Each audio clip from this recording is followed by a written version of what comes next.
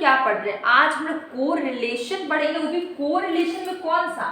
स्पियर्समैन rank correlation. Okay, कौन सा पढ़ रहे हैं हम लोग? स्पियर्समैन रैंक कोरिलेशन।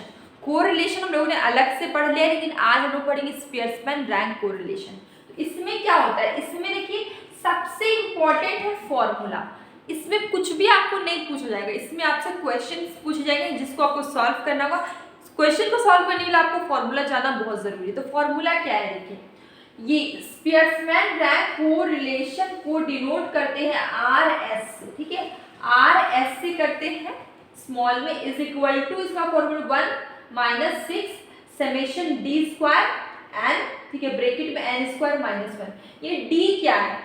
जैसे कि एक रो आया, ठीक है, मतलब एक रैंक आया, एक रैंक में से दूसरे रैंक को, मतलब रैंक ऑफ x के रैंक में से y के रैंक को अगर माइनस कर देते हैं तो हमारा क्या निकलता है? D निकलता है, ठीक है।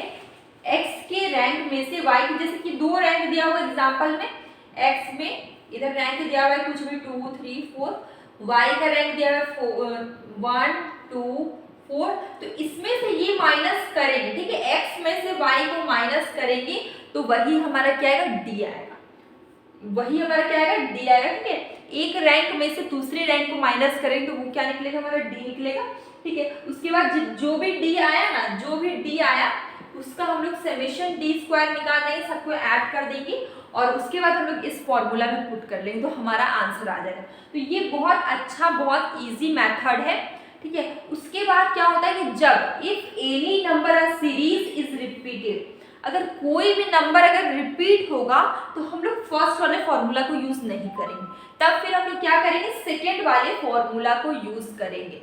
जब कोई नंबर, आप ध्यान से सुनिए, जब कोई नंबर रिपीट हो जाएगा तो हम लोग फर्स्ट फॉर्मूला को यूज नहीं करेंगे, हम लोग सेकेंड फॉर्मूला इसका यूज करेंगे। देखिए ये लंबा वाला फॉर्मूला है, इसका यूज करेंगे।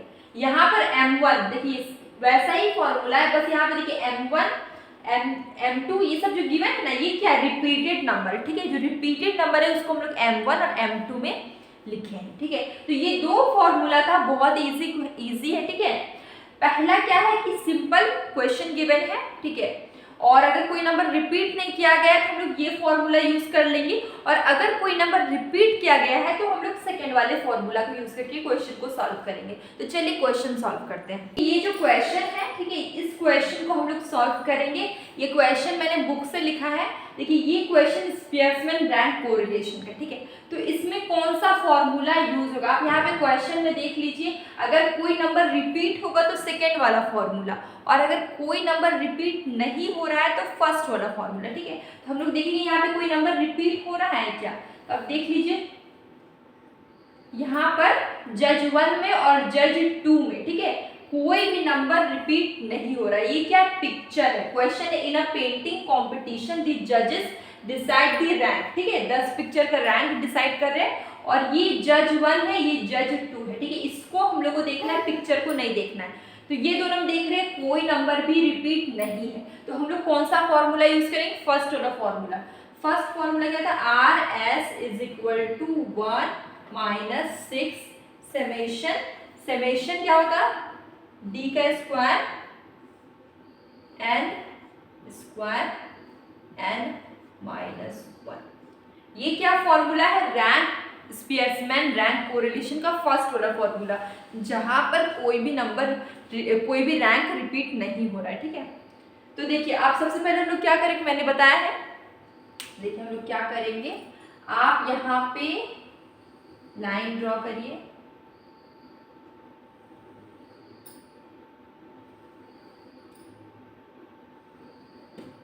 अगर हम बात करते हैं सबसे पहले जज 1, जज हमारा 1 है, इसको हम लोग मानेंगे x, इसको हम लोग अज्यूम कर रहे हैं x, और सेकेंड है हमारा जज 2, जज 2 इसको हम लोग y मान रहे हैं, ठीक है।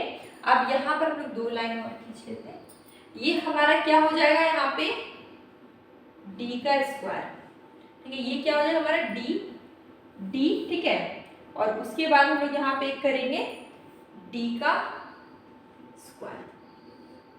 तो क्वेश्चन में जितना कुछ गिवन है सबको आप लिख लीजिए। जज 1 में क्या है आपका? जज 1 में आपका है 6, ठीक है, 4 3, देखिए यहाँ पे मैं यहाँ वाला जज 1 लिख रही हूँ, ठीक है। 6 4 3, फिर हमारा है 1, फिर है 2, फिर है 7, फिर है 9 8 10, फिर है हमारा 5। ये हम लोग ने जज 1 लिख लिया। फिर जज 2 की अगर हम बात करें, जज 2 हमारा है 4, ठीक है।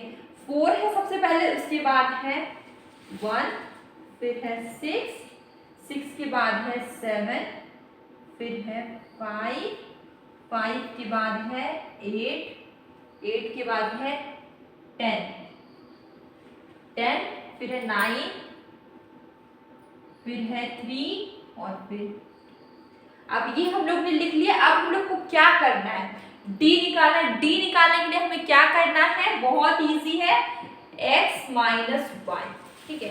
पहले वाले में से दूसरे जज 1 में से जज y को माइनस कर देंगे तो हमारा d निकल जाएगा। d निकालने के लिए क्या करना होगा, x में से y को माइनस करना होगा। चलिए करते हैं। 6 में से 4 माइनस करेंगे तो 2, 3 में से 1 हो जाएगा, 4 में से 1 होगा 3, यहाँ पे हो जाएगा -3, यहाँ पे 1 में से 7 माइनस करेंगे तो क्या हो जाएगा आपका -6, -3, -1, 7 में से 8 माइनस के -1, 9 में से 10 करेंगे तो -1, 8 में से 9 करेंगे तो -1, ठीक है। 10 में से 3 कर रहे हैं तो कितना होगा आपका 7 और लास्ट में हो जाएगा 3। अब ये जितना भी है सबको डी स्क्वायर निकालना है, मतलब सबको आपको क्या करना होगा, सबको आपको करना होगा स्क्वायर, ठीक है।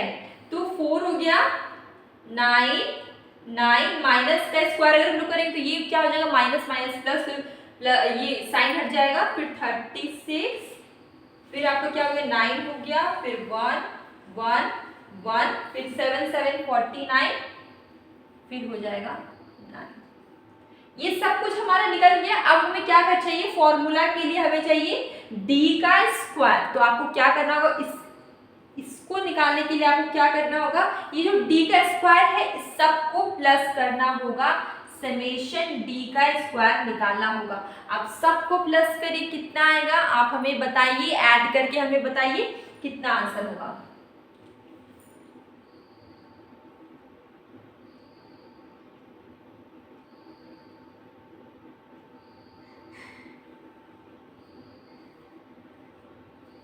इसको ऐड करके आया 128, ठीक है, 128 है।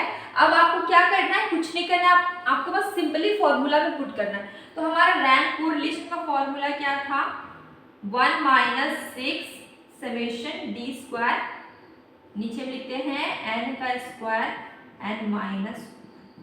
ये फॉर्मूला था। अब आपको क्या करना होगा, बहुत इजी है, आपको सिंपली फॉर्मूला पुट करना है। तो आप क्या करेंगे, 1 - 6 समेशन डी स्क्वायर हम लोग निकाला 128, आप यहाँ पे लिखिए 128, ठीक है। अब n का स्क्वायर n -1 करिए, तो n का स्क्वायर आपका कितना आएगा, 10 का स्क्वायर, सॉरी यहाँ पे फॉर्मूला कुछ मिस्टेक है, यहाँ पे n का स्क्वायर नहीं होगा, यहाँ पे n होगा, अंदर में n का स्क्वायर होगा, ठीक है।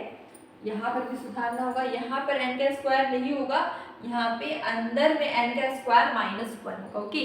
ये थोड़ा सा मिस्टेक हो गया था, अंदर में n का स्क्वायर -1 होगा, ठीक है। तो आप यहाँ पे नहीं, यहाँ पर 10 का स्क्वायर -1 करते हैं, ठीक है। तो क्या हो गया, 1 - 6, इसको आप मल्टीप्लाई करिए, 128 को 6 से मल्टीप्लाई करिए, 48 आया, 16 768 आया, 768, ठीक है। और इसको आप करेंगे, देखिए ये 100 है, ठीक है, 10 का स्क्वायर 100 -1, 100 में 1 माइनस करें तो कितना आएगा, 999, ठीक है। देखिए यहाँ पे 100, ठीक है, इसमें से हम लोग 1 घटाएंगे तो कितना आएगा आपका 99, 99 है, 100 में से 1 माइनस की 99 आया, और 99 में से 10 को मल्टीप्लाई करेंगे तो कितना आएगा 990। अब आपको सिंपली क्या करना है, इसको इससे आपको इसको 990 को 768 से आपको डिवाइड कर देना है। 990 को 768 से आपको क्या करना है, डिवाइड कर देना है। तो आप यहाँ पे लिखेंगे डिवाइड करके आप सॉल्व करेंगे, ठीक है।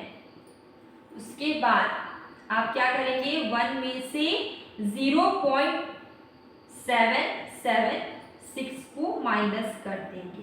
किसको माइनस करेंगे, 0.776 को माइनस कर देंगे। तो आप क्या करिए, यहाँ पे हो जाएगा 4 2 2, ठीक है। इसका आंसर आया 1 को माइनस करके आ गया आपका 0.224, ठीक है। कितना है आपका 0.224। तो ये जो आपका जो आंसर आया, ठीक है, ये आंसर ये आपका क्या निकला, रैंक कोरिलेशन निकला 0.224, ठीक है। आपसे क्वेश्चन क्या पूछा गया था कि आर बोथ जजेस आर एग्री। क्वेश्चन तो आपने ये सारे सॉल्व कर दिए, एकदम ऐसे ही सॉल्व आपको करना है एग्जाम में भी, ठीक है। लेकिन आपसे क्वेश्चन क्या पूछा गया कि आर बोथ जजेस आर एग्री, क्या दोनों जज एग्री है। तो हम लोग ने सब कुछ सॉल्व किया, दोनों जज का कंपैरिजन किया, जज एक्स का वाई का, दोनों को माइनस भी किए, तो हमें क्या मिला, 0.224 मिला, जो कि ये बताता है कि दोनों जज एग्री है पर बहुत कम, ठीक है। बोथ जजेस एग्री लेस बहुत लेस, ठीक है, एग्री है एक दूसरे से। तो इसका आंसर होगा कि ये लोग दोनों क्या है, बहुत कम एग्री है एक दूसरे से, ठीक है।